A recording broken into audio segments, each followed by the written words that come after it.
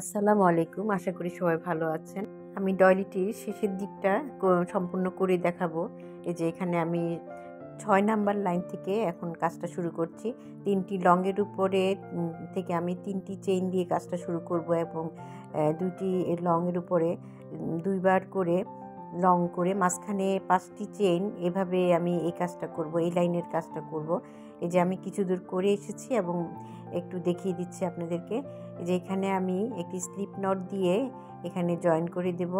তারপর আমি আবার ৩টি চেইন দেব। ৩টি চেইন দিয়ে ওই ২টি লংয়ের উপরে আমি কাজটা করব।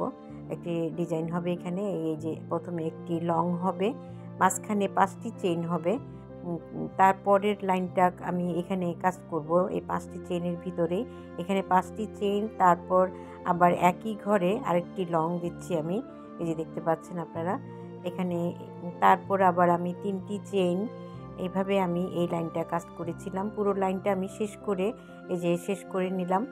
এই যে দেখতে পাচ্ছেন আমার এই লাইনের কাজ শেষ এবং পরের লাইনে যাওয়ার জন্য আমাকে এইভাবে স্লিপ নট দিয়ে আমি ওই 5টি চেইনের মাঝখানে যাব। এই যে এখানে এভাবে স্লিপ নট দিয়ে ভিতর দিকে সুতাটা নিয়ে আমি 5টি চেইনের মাঝে চলে আসব, যাতে আমি পরের লাইনের কাজটা করতে পারি। এই যে দেখতে পাচ্ছেন আমি এখন এখানে 3টি চেইন করছি।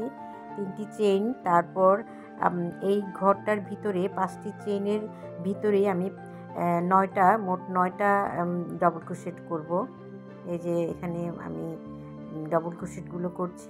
এই ঘরটার ভিতরে আমি কাজটা করব 9টি ডবল ক্রোশেট। এই যে দেখতে পাচ্ছেন আমার ডিজাইনটা চলে আসছে। এই যে এখানে আমি 9টা ডবল ক্রোশেট, মাঝখানে 3টি চেইন, এভাবে আমি এই রাউন্ডের কাজটা করব। এই যে আমি সম্পূর্ণ করে নিয়ে আসলাম।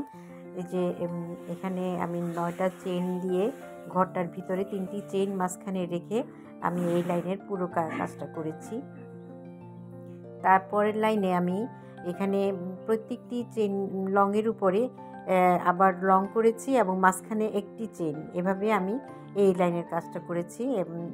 এই যে প্রত্যেকটি লংয়ের উপরে 9টির উপরে 9টি এবং মাঝখানে একটি চেইন, এভাবে আমি আবার একটু দেখিয়ে দিচ্ছি। এখানে এই যে একটি চেইন, তারপর আবার একটি লং, আবার এখানে মাঝখানে একটি চেইন হবে, এভাবেই এই লাইনের কাজটা হবে। এই যে দেখতে পাচ্ছেন আমি করছি। এই যে সম্পূর্ণ করে এই যে নিয়ে আসলাম। এখানে প্রত্যেকটি আমি 2টি লাইন করেছি, যেহেতু একই রকম ভাবে পরের লাইনটাও কাজ হবে, সেজন্য আমি 2টি লাইন শেষ করে নিয়ে আসলাম। এই যে দেখতে পাচ্ছেন আমি এখানে আরেকটু করে শেষটুকু রেখে দিয়েছি আপনাদেরকে বুঝিয়ে দেওয়ার জন্য। একটি চেইন, একটি লং, এভাবেই এখানে ঘর একই রকম থাকবে, সেজন্য আমি সম্পূর্ণ শেষ করে এখানে নিয়ে আসলাম। এখানে আমি এই যে এখানে লাস্টে প্রথম যে লংটার সাথে প্রথম যে ডবল ক্রোশেট সেটার সাথে জয়েন করে দিলাম। এই যে আমার এই লাইনের কাজ, এখানে আরও 2টি লাইন আমি শেষ করেছি। এভাবে আমি এই লাইনের কাজটা শেষ করেছি এবং আমি এখন কেটে নিলাম। আমি পরের লাইনের কাজটা শুরু করার জন্য এখানে মাঝখানে আমি সুতাটা আবার জয়েন করে নেব, যাতে আমার এখানে একটি লিফ হবে, একটি পাতা হবে, এখানে পাতার ডিজাইন হবে। সেটি ডিজাইনটা তোলার জন্য যাতে আমার সুবিধা হয়, সেজন্য আমি মাঝখান থেকে আমি সুতাটা আবার জয়েন করে নিলাম।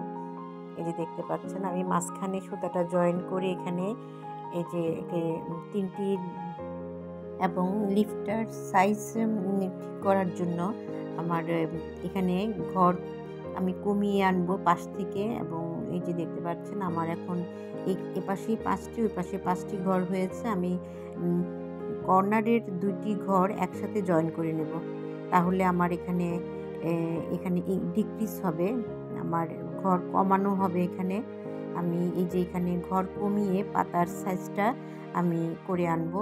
এই যে এখানে আমার